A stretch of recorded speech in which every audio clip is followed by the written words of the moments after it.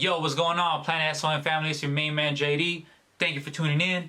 This is Drinks with JD.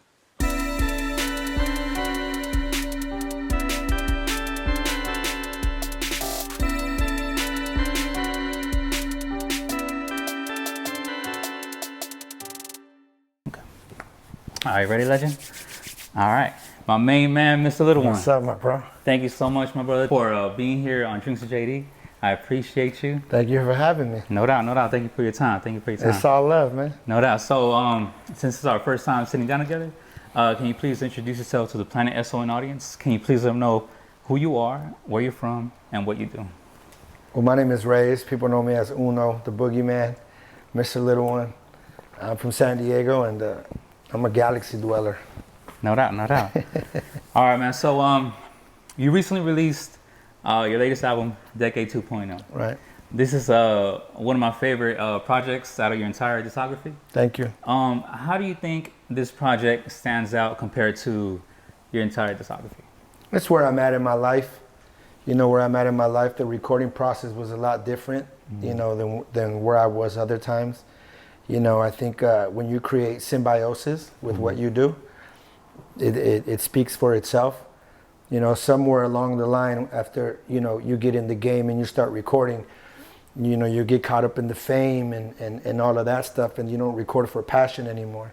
You record for other reasons. Let me get this bread, or let me get this song on the radio, or let me go do this and that. Yes. So at this point of my life, I'm completely liberated.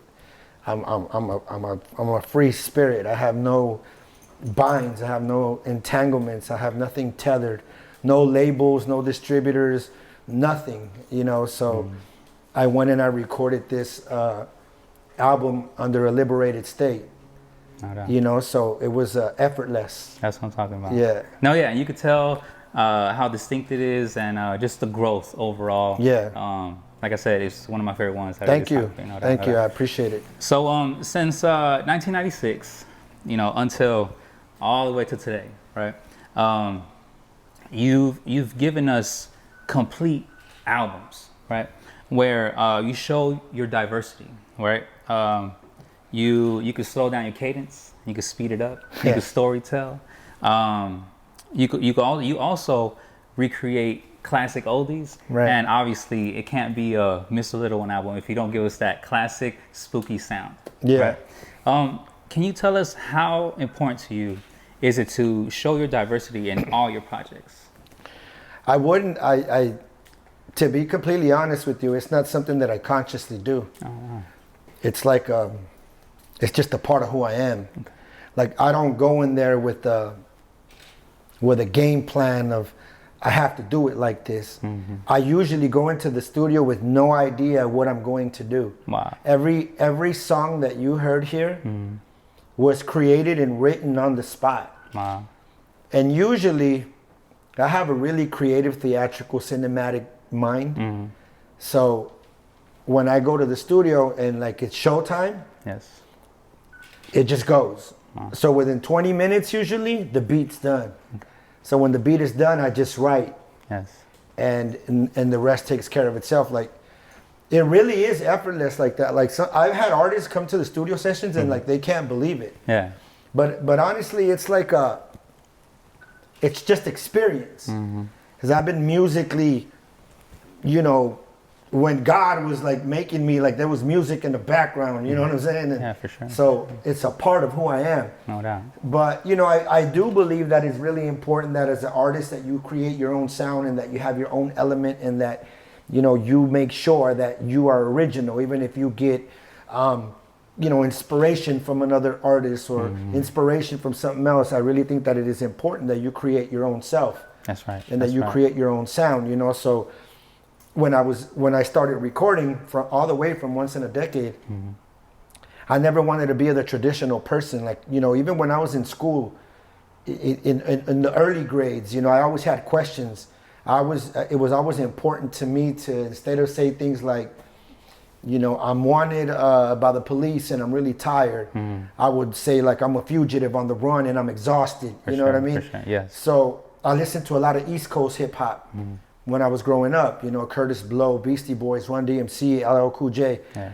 that type of stuff. So, you know, in my element and in my, you know, vicinity, that wasn't really embraced. You know what I'm saying? That's right, yeah.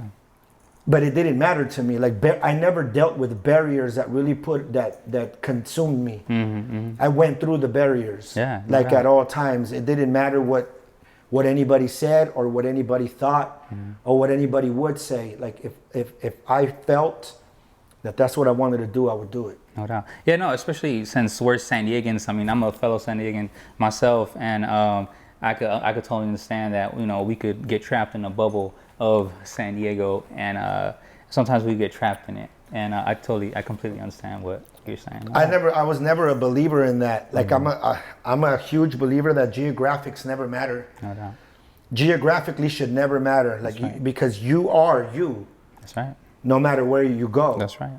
You know, like I could go to any studio on the planet and do what I do. It doesn't matter if I'm here, if I'm in Mex, if I'm in Utah, if I'm in Ecuador, if I'm in Spain, because you are the product. You know what I'm saying? Like a movie director. Yes. He's gonna direct that movie anywhere in the world, and his vision is gonna come to light. That's right. The reason why we get pigeonholed or we get bottled up is because of the data, the narrative. That's right. That's right in front of us. Yeah, the conditioning. Yeah. Like we are like contaminated since we're really young. Like people put that in our brain. Like you're not supposed to do this. That's right. And then they put the fears on you, and then sometimes that could set you back as you continue to grow. It sets you back because you know we don't engage with the things that are supposed to get us ahead. That's right. They're like they set us up to fail since we're really young. That's you know. Right. And well, I guess to touch on that, also I believe that a part of maturing is you unlearn what you were taught growing up. You have to unlearn and then learn it correctly, and just learn it to grow. You know, that's just a part of maturity. But I completely understand where the diversity in your music comes from, because you're not trapped in the bubble. Yeah. No doubt. I mean, I think you made a great point as far as the learning part. Yes. You know, one of the greatest elements of growth is unlearning and relearning. That's right. But it takes courage to do that. That's right. Of course. It takes a lot of courage because you have to abandon things that you were told you are. That's right. A lot of people that were in leadership positions were not good leaders. That's right. The people that were put in position to take care of us didn't take care of us. You know, like you have to remember, even in school, something as, you know, because we talked about conditioning and narrative and data and what we register, like the only thing that is an actual fact is that we register, but it's not a fact that what we register is a fact. I know. I totally understand. You know what I'm saying? I totally understand. So, you know, a lot of people, because a teacher said so, they're absolute. That's right. You know, I got kicked out of catechism. I got kicked out of schools and all of that because I'd be like, well, how do I even know that what you're saying is true? No doubt. Well, fortunately, you think this way because in the end, your fans, like including myself, you know, we see it through your music, and we're able to just watch how diverse you are. Yeah, I appreciate it. And thank you for that. Thank you for allowing us to see your way of thinking, and that's pretty awesome. Thank you. I appreciate that. You know, I mean, and more than anything, I mean, I was just at the radio station, and you know, it's really important that artists have the courage to engage with what they have in their head instead of trying to do what is out right now. Like creative art, the greatest creative art comes from uncertainty. No doubt. That makes sense. It really does. Yeah. Like Elton John didn't exist at some point. Yes. There's only one Elton John. That's right. Prince, there's only one Prince. That's right. The Beatles, there's only one group of the Beatles. Yeah. Jimi Hendrix, you know, Adele. Yeah. And they're all artists in their own right, just like yourself. In their own right, you know, and I've always, like, I never thought that I was greater than anybody, but I'm very confident in what I do. But fortunately, because you are different and you're able to create your own art, that's how you stand out. You know how they say, don't be the next little one, be the next you. Yeah. You know, because it's like, well, we don't need another little one. We have the legendary little one. Why do we need another one? Like, go do you. But I completely understand, Legend. You mind if we take it back to your let's go. Yeah. So on your album, you have well, it's made out of 13 songs, right? what's your top 3 favorite tracks on the album? I don't look at music like that. Oh wow. Okay. I look at it as a whole. Okay. Fair Yeah, enough. Fair I look enough. at it like a pair All of right. pants. Okay. Like there's not a area of my pants that I like more than the other. Okay, completely understand. No doubt, no doubt. All right, so amongst your music catalog, right? Like I said, from 1996 with your debut album, you know, all the way to today, you have a trilogy, and it's called the Once in a Decade trilogy, right? So you have part 1, which was your debut album, and then you also dropped Once in a Decade part 2, Right. and then Once in a Decade part 3, right? And those albums were released within a 20-year span, you know? And so I was wondering, now we have Decade 2.0, right? So this is a 2-part question. Now, since the name Decade, does that mean that it's included with the trilogy? Or since it has a 2.0, does that mean that it's separated, but it's bigger and better than the trilogy?